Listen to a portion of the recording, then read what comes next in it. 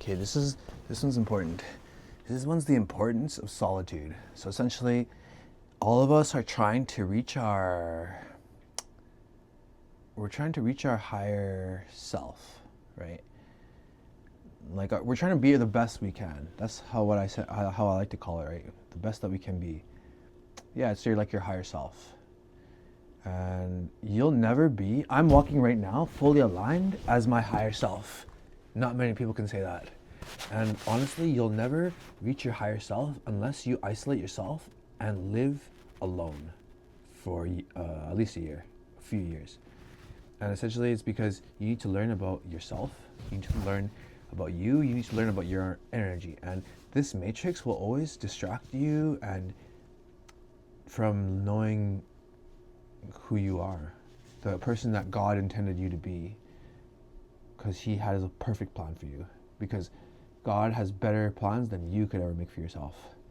And basically most people, they live with their family for their life, and then they actually right away they move into with their partner, so they never ever live alone, so they never ever get to find out who they are with. So essentially, like who they are, and essentially they get distracted and they never get to do the things they love and find out who they are. And then most people are not even with their true love. I know that God, He made someone very specific for you, and if you're not fully aligned, you're never going to attract that person.